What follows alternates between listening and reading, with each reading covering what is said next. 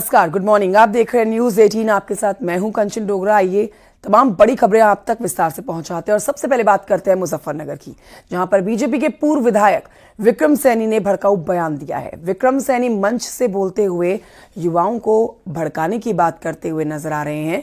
विक्रम सैनी कह रहे हैं कि ऐसे लोग जो किसी संत या किसी महापुरुष के बारे में गलत बोलते हैं, उनकी खाल में भूसा भर दो। आंदोलन से कुछ नहीं होता, चुपचाप चार लड़के जाओ और जहां मिले ठोक दो, बाद में अपने आप पता चलता रहेगा। मुकदमे से डरने की जरूरत नहीं है। देश आजाद ऐसे ही नहीं हुआ। अंग्रेजों को ठोका तब भागे। यहां से महात्मा गांधी के आंदोलन से, सत्याग्रह से, चरखा चलाने से देश आजाद नहीं हुआ। अगर चरखा चलाने से देश आजाद होता तो दुश्मन डरता। चीन की सीमाओं पर लाखों करोड़ों चरखे रख दिए जाते और उनको चलाओ जाओ तो ये दुश्मन भाग जाएंगे। गोली चलाने से, मारने से, मरने से डरता है दुश्मन, वैसे कोई नहीं डरता। तो ये बड़ी खबर आपको बता रहे हैं। और देखिए, कार्यक्रम की तस्वीरें भी आप देख रहे हैं। सुनाएंगे आपको पूर्व विधायक विक्रम सैनी का भड़काऊ बयान। पढ़ानी महाराणा सांगा ने 100 युद्ध लड़े और वे सारे युद्ध जीते। ऐसे क्रांतिकारी महान राणा सांगा थे, उनके बारे में इस प्रकार की बातें बोलना वो गलत है।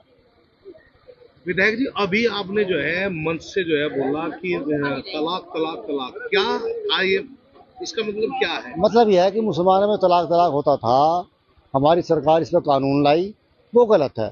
हमारे हिंदू धर्म में, सनातन धर्म में तलाक नहीं होता। तलाक शब्द है ही नहीं, संबंध विच्छेद भी नहीं है। और यूँ बात खराब हो जाए, अलग हो जाए, वो अलग बात है, लेकिन तलाक हमारे यहाँ नहीं है और वहाँ भी तलाक गलत है। एक महिला की जिंदगी खराब होती है। मंच से आपने अभी कहा कि जो महापुरुषों के विषय में गलत बोलेगा, 4 व्यक्ति जाओ और ठोक दो। बिल्कुल ठोक देना चाहिए भाई।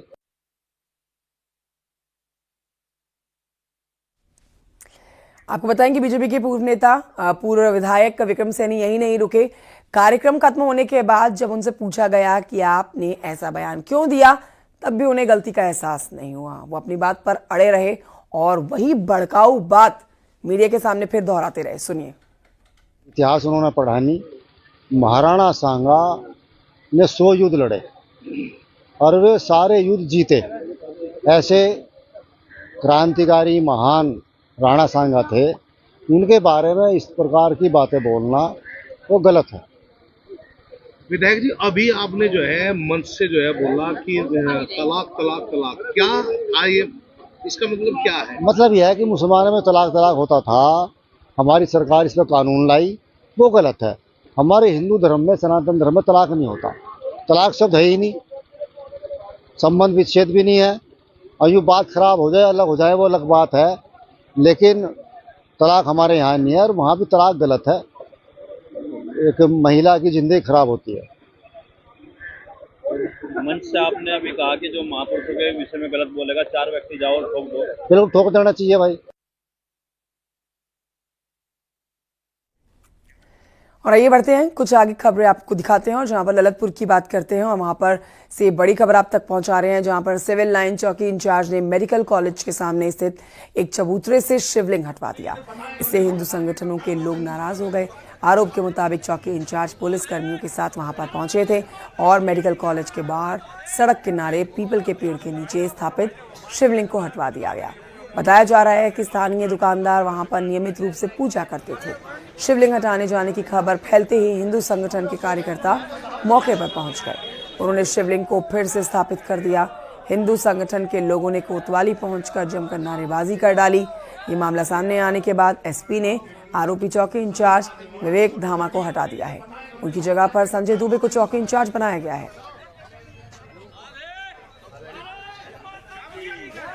नगर में जो सरकारी अस्पताल है उसके पहले एक मंदिर है, शिव मंदिर है, जो शंकर जी की वहाँ पे रखे हैं, एक चबूतरा है और लगभग 20 साल से वहाँ पे शंकर जी विराजमान है। और उनके बगल में अच्छे वृक्ष भी लगाए हैं जो पर्यावरण को शुद्ध करते हैं। लेकिन आज अभी मालूम हुआ कि जो वहाँ के दरोगा जी हैं उन्होंने वहाँ के शिव मंदिर को वहाँ से हटा दिया, शिव जी की मूर्ति को वहाँ से अलग कर दिया और वहाँ पे जो पुजारी उनको धमकी दी कि अगर तुमने वापस यहाँ पे शिव जी की पूजा की तो तुमको यहाँ से जेल डाल देंगे। ललितपुर के बाद खबर झांसी से, जहां पर संदिग्ध हालत में कूड़े के ढेर में आग लग गई। रिहायशी इलाके में अचानक से आग लगी और ऊंची ऊंची आग की लपटें, धुएं का गुबार लोगों ने देखा, जिसके बाद दहशत छा गई पूरे इलाके में। गुरसराय थाना क्षेत्र की यह घटना, सूचना पर दमकल कर्मियों ने मौके पर पहुंचकर 3 गाड़ियों की मदद से आग पर काबू पाया। लोगों का कहना है कि जानबूझकर किसी ने ये आग लगाई है, किसी अराजक तत्व ने कूड़े के ढेर में आग लगा दी। लोगों ने पुलिस को इसकी सूचना दी और पुलिस से ऐसे लोगों के खिलाफ कड़ी कार्रवाई की मांग की। छोटा रूप होगा बगल में एक बाड़ा है, वहाँ पर किसी अज्ञात व्यक्ति ने यहाँ पर आग लगा दी थी, तो आग काफ़ी तेज हो गई थी जी। भनाई मोहल्ला जी शंकर जी मंदिर के पास आग लग गई थी। फिर पुलिस को सूचना दी, पुलिस द्वारा फिर फायर ब्रिगेड की मशीन मंगाई गई है। काफ़ी कड़ी मकसद करने के बाद ये आग को काबू पाया गया है। अब आज 1 घंटे बाद माने आगे ये पूरे में लगी हुई थी, ये पूरी काबू पा चुके हैं। जाट आरक्षण की मांग को लेकर मुजफ्फरनगर के सिसौली में जाट महापंचायत का आयोजन हुआ। दिल्ली, हरियाणा, राजस्थान, पंजाब से जाट समाज के खाप चौधरी और जनप्रतिनिधियों ने हिस्सा लिया। इस जाट महापंचायत में पहुंचे जाट प्रतिनिधियों ने केंद्र में जाट आरक्षण की वकालत करते हुए लड़ाई लड़ने की हुंकार भी भरी। पंचायत में सामाजिक कुरीतियों पर चिंता जताई गई। इन महापंचायत में भारतीय किसान यूनियन के राष्ट्रीय अध्यक्ष नरेश टिकैत, पूर्व केंद्रीय राज्य मंत्री संजीव बालियान और मुजफ्फरनगर से सपा के सांसद हरिंद्र मलिक के साथ ही कई मुख्य जाट हस्तियां शामिल हुई। पंचायत में निर्णय ये लिए गए, सबसे पहले तो समाज को एकजुट करने वाली बात थी। भाई जाट्टू का सा मामला, ये एक मंच पे पता नहीं कैसे कैसे घेर घोट के लाए। आप महसूस भी कर रहे होंगे, 2 आमने सामने चुनाव लड़ने वाले भी आज चौधरी साहब के इधर था, एक इधर थे। तो ये बड़ी खुशी की बात है समाज के लिए भी, हमारे लिए भी, क्योंकि समाज में बिखराव हो रहा। हम इस मुद्दे को लेकर पहले एक करो, समाज को किसी भी तरह करो। तो आज हमें महसूस हुआ, उसका जीता जागता उदाहरण इस सभा में दिखाई भी दिया कि एकता की तरफ समाज आज बढ़ा है। जब समाज एक होगा तो बहुत सारे मुद्दे हैं जो चर्चा किए जा सके। मांग तो बहुत पुरानी है, धीरे धीरे करके सभी प्रदेशों में जाट समाज आरक्षण के दायरे में आया, लेकिन केंद्र में आरक्षण हमें 2013 में मिला था, 2014 में सुप्रीम कोर्ट ने उसे खारिज कर दिया। उसी समय से, उससे पहले से भी मांग लगातार चली आई। जितनी मेरी सामर्थ्य है, चूंकि किसी से लड़ाई नहीं है, जितनी भी किसान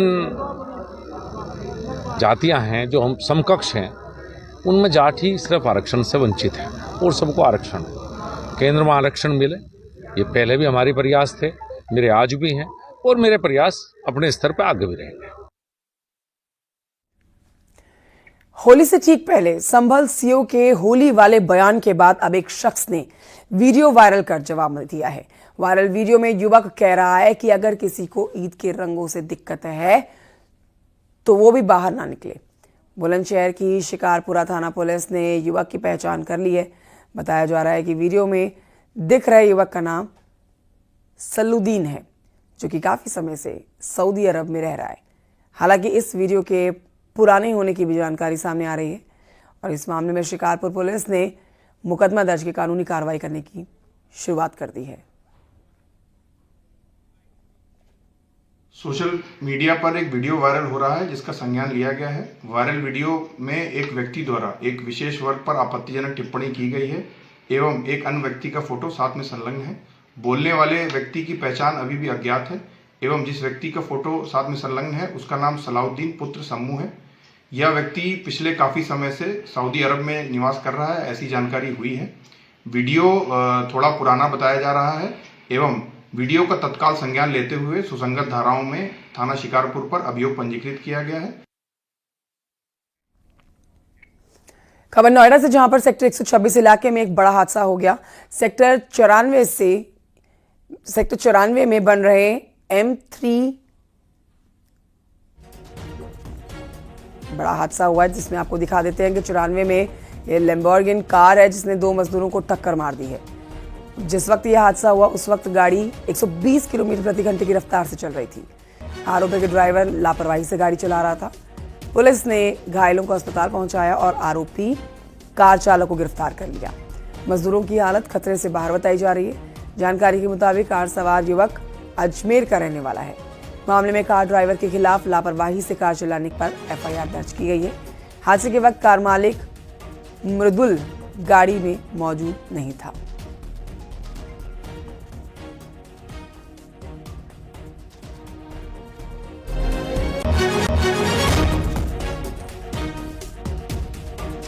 तो ये वो लैम्बोर्गिनी कार आपके सामने जिसने 2 मजदूरों को रौंद डाला और दोनों की हालत खतरे से बाहर है। फिलहाल पुलिस ने एफआईआर दर्ज कर ली है। कार को भी नुकसान हुआ है। लापरवाही से कार चलाने पर एफआईआर दर्ज कर ली गई है कार मालिक के खिलाफ।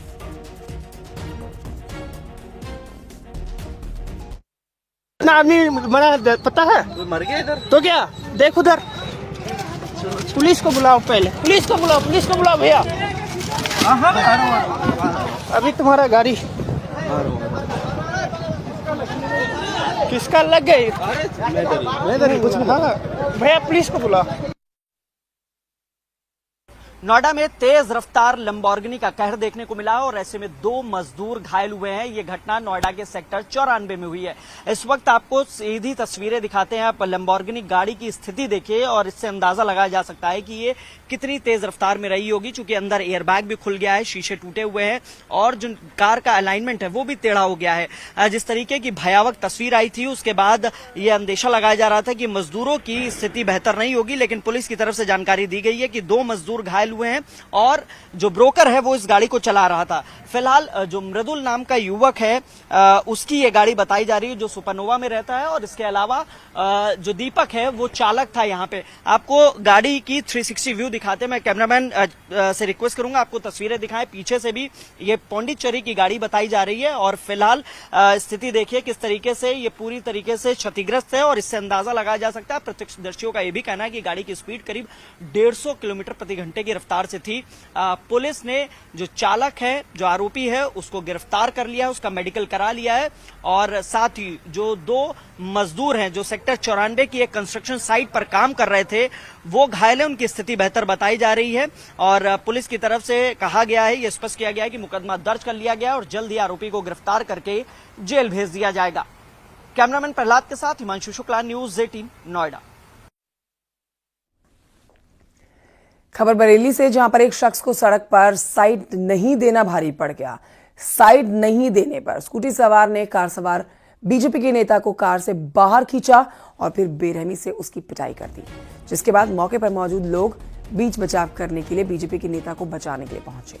बताया जा रहा है कि जिस शख्स ने कार सवार बीजेपी के नेता की पिटाई की है वो आरपीएफ का सिपाही है। फिलहाल पुलिस ने मुकदमा दर्ज करके उसकी तलाश शुरू कर दी है।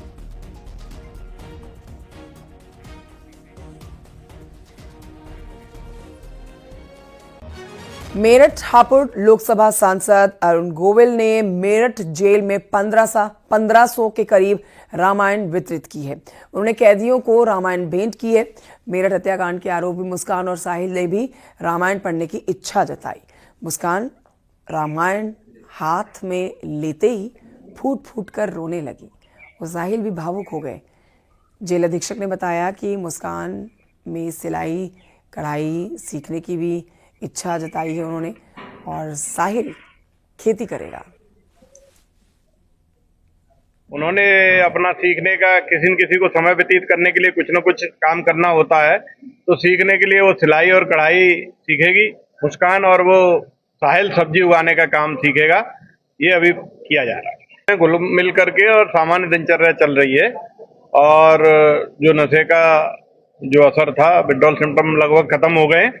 हमने यहाँ 1500 रामायण जो है वो उनका वितरण किया है और सभी लोगों पूरा जब एंट्री होते ही जब रामायण भी लोगों ने देखी तो जय श्री राम के नारों से पूरा जेल जो है वो गूंज रहा था।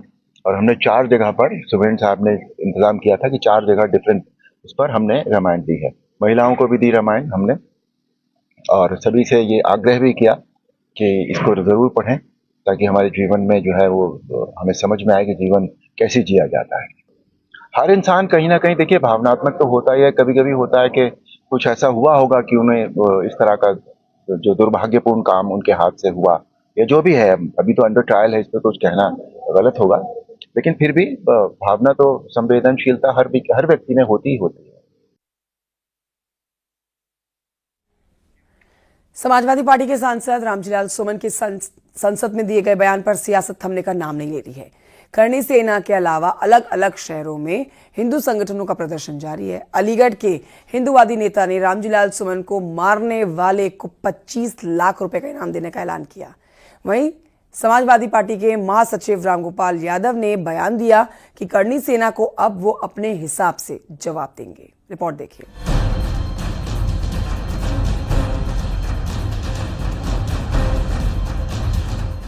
रामजीलाल सुमन के खिलाफ प्रदर्शन तेज हो गया है। राणा सांगा पर दिए गए विवादित बयान के विरोध में हिंदूवादी संगठन रामजीलाल पर कार्रवाई की मांग की गई है। पीलीभीत के पूरनपुर में अंतर्राष्ट्रीय हिंदू परिषद राष्ट्रीय बजरंग दल ने विरोध प्रदर्शन किया और पुतला फूका। वहीं फिरोजाबाद में भी बजरंग दल ने रामजीलाल सुमन का पुतला फूका। कासगंज में एवीबीपी कार्यकर्ताओं ने सपा सांसद रामजीलाल सुमन का पुतला फूका। एवीबीपी कार्यकर्ताओं ने पहले अखिलेश यादव और रामजीलाल सुमन के खिलाफ नारेबाजी की और फिर पुतला फूका। अलीगढ़ के हिंदूवादी नेता मोहन ने भड़काऊ बयान देते हुए ऐलान कर दिया कि रामजीलाल सुमन को गोली मारने वालों को 25 लाख रुपए का इनाम दिया जाएगा। हमारे समाज के, हमारे इतिहास के कोई भी छेड़छाड़ करेगा तो हम उसे बख्शेंगे नहीं। जो हमने इनाम घोषित किया है रामजीलाल सुमन सपा सांसद को, जो भी मारेगा 25 लाख रुपए देने का इनाम हमारा संगठन करेगा। एसपी सांसद रामजीलाल सुमन पर हमला और उनके खिलाफ बयानबाजी को लेकर एसपी महासचिव रामगोपाल यादव ने बड़ा बयान दिया। उनका कहना है कि करणी सेना को अब वो अपने हिसाब से जवाब देंगे। एक मामले में गुजरात की पुलिस ने करणी सेना के अध्यक्ष की पगड़ी को उछाल के मार पीट के ले गए थे। इन्होंने कुछ किया? कुछ नहीं किया। करणी सेना के एक अध्यक्ष को घर में घुसकर लोगों ने गोली मार दी। क्या करणी सेना ने किया? और रामजीलाल सुमन पे चढ़ के आ गए क्योंकि वो दलित थे। तो ये अब बर्दाश्त नहीं किया जा सकता। पीडीए इनको ऐसा करारा जवाब देगा, ये ठीक हो जाएंगे सब। रामजीलाल सुमन के सदन में दिए राणा सांगा के बयान के बाद जुबानी जंग तेज हो गई है। जहां करणी सेना और हिंदू संगठनों का विरोध थमने का नाम नहीं ले रहा, तो वहीं समाजवादी पार्टी ने इस पर दलित कार्ड खेला है और अपने सांसद के बयान के समर्थन में खुलकर सामने आ चुकी है। न्यूज़ 18 के लिए ब्यूरो रिपोर्ट।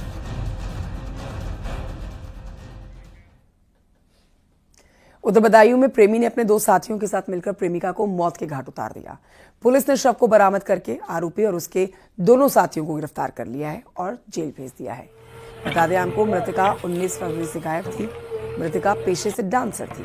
19 फरवरी से गायब होने की वजह से मृतका के मामा ने 28 फरवरी को केस दर्ज कराया। महिला डांसर दातागंज थाना क्षेत्र की रहने वाली है। आरोपी ने बताया है कि उसकी 4 साल पहले महिला से मुलाकात हुई, मगर बाद में वो उससे पैसे की डिमांड करने लगे। इसके बाद आरोपी ने प्रेमिका की हत्या के लिए दोनों आरोपियों को 70 हजार रुपए की सुपारी दे डाली और प्रेमिका की हत्या करवा दी। थाना सिविल लाइन पे एक नूर हुसैन ने दिनांक 28 फरवरी को एक तहरीर दी थी, जिसमें उनके द्वारा बताया गया था कि उनकी भांजी मुस्कान, जिसका अपहरण हो गया है, गुमशुदगी हो गई है, उस संबंध में एक मुकदमा थाना सिविल लाइन में दर्ज हो गया था और रिजवान नाम के व्यक्ति को उन्होंने नामित किया था उस मुकदमे में। इस पूरे प्रकरण को जब विवेचना की गई, जब पूछताछ की गई और उसमें आगे कार्रवाई की गई, तो ये पता चला कि रिजवान ने ही अपने 2 साथियों राधेश्याम और राम अवतार की मदद से मुस्कान को उझानी में एक नरों के जंगल में ले गया और वहां उसने गला घोंट कर उसकी हत्या कर दी। मुजफ्फरनगर से खबर, जहां से ज्वेलर्स की दुकान में चोरी का एक वीडियो वायरल हो रहा है। चोर की करतूत सीसीटीवी कैमरे में रिकॉर्ड हो रखी है। इसका वीडियो भी हम आपको दिखा रहे हैं, जो कि वायरल है। वायरल वीडियो नगर कोतवाली क्षेत्र का बताया जा रहा है। चोरी का यह वीडियो वायरल, नगर कोतवाली क्षेत्र की घटना।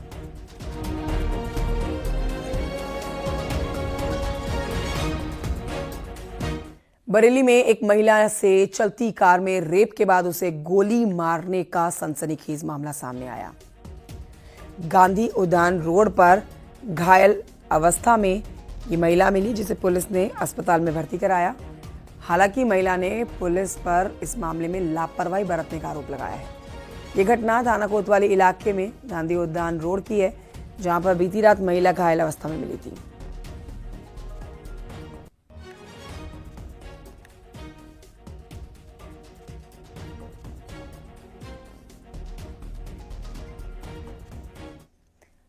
आज देश भर में ईद का त्योहार मनाया जा रहा है। अब देखिए, सुबह से ही मस्जिदों में ईद की नमाज पढ़ी जा रही है। लोग गले लगकर एक दूसरे को ईद की मुबारकबाद दे रहे हैं। ईद को लेकर लोगों में भारी उत्साह दिखाई दे रहा है। इस बीच सीएम योगी ने भी लोगों को ईद की बधाई दी है। ईद के मद्देनजर पुलिस भी अलर्ट है। यूपी में सड़कों पर नमाज पढ़ने वालों पर रोक लगाई हुई है। ऐसा करने से मना किया जाएगा। अब इसीलिए पुलिस खास तौर से चौकसी भी बरत रही है, ताकि सड़कों पर नमाज ना पढ़ी जाए।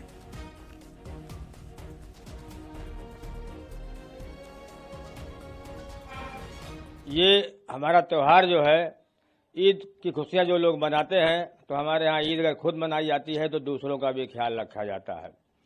अमीर हो गरीब हो, सभी के लिए जो है हमारे यहाँ ईद एक सा बराबर है कि अगर जो है पड़ोसी भी हमारा गरीब है तो ईद उसकी भी होना चाहिए। ये हमारा मजहब है। अगर हम नया कपड़ा जो है पहनते हैं तो गरीब आदमी अगर हमारे घर के बगल है तो वो भी नया कपड़ा पहने, इसी का नाम ईद है। तो ईद का त्यौहार ये हिंदू और मुसलमान दोनों एक साथ जो है हम लोग खुशियां मनाते हैं, और हम सभी को लोग जो है मुबारकबाद भी देते हैं।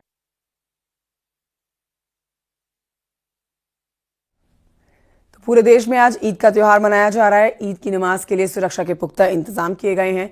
संवेदनशील इलाकों में पुलिस ने फ्लैग मार्च किया है, लोगों से शांति बनाए रखने की अपील की है।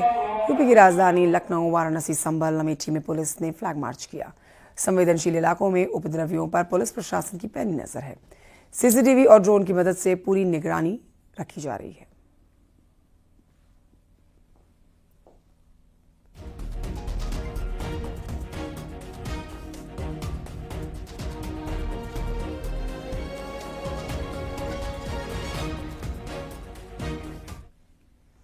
और आइए अब आपको दिखाते हैं क्राइम टॉप 10। मुजफ्फरनगर के नगर कोतवाली क्षेत्र में जाली नोट बनाने वाले गैंग का खुलासा हुआ। पुलिस ने 6 बदमाशों को गिरफ्तार किया। 5 लाख से ज्यादा के जाली नोट बरामद। बलिया के कोतवाली थाना क्षेत्र में पुलिस का एक्शन देखा गया। पुलिस ने 2 असला तस्कर सोनू और मोहम्मद नबीउल्लाह को गिरफ्तार किया। बुलंदशहर के थाना दिबाई क्षेत्र में पत्नी की पति को पीटा और पति संजय के कपड़े भी फाड़े। पति ने ससुराल पक्ष पर केस दर्ज कराया। आगरा में मिलावटखोरों के खिलाफ अब एफएसडीए का एक्शन। थाना छता क्षेत्र में 1600 किलो नकली देसी घी बरामद। बदायूं के सहसवान कोतवाली क्षेत्र में पुरानी रंजिश में मारपीट और फायरिंग। पुलिस ने 2 आरोपियों को पकड़ा। गाजीपुर के बरेसर थाना क्षेत्र में पुलिस मुठभेड़ में शातिर बदमाश गिरफ्तार। बदमाश से पिस्टल, कारतूस, बाइक बरामद। महुआ के कुलपहाड़ कोतवाली क्षेत्र में बेटे ने की है पिता की हत्या। आरोपी मौके से फरार। मथुरा के फरह में पुलिस ने तेल चोरी के एक बड़े गिरोह का पर्दाफाश किया। पुलिस ने 6 आरोपियों को गिरफ्तार किया। डीजल और एथेनॉल बरामद हुआ। हमीरपुर में संदिग्ध परिस्थितियों में मासूम भाई बहन की मौत। खेलने के बाद घर लौटने में अचानक दोनों की तबीयत खराब हो गई। इलाज के दौरान मौत हो गई। भदोही में इंडियन बैंक से नकली सोने पर लोन लेने वालों पर पुलिस का एक्शन। 5 आरोपियों को धर दबोचा। 24,70,000 का गोल्ड लोन लिया था।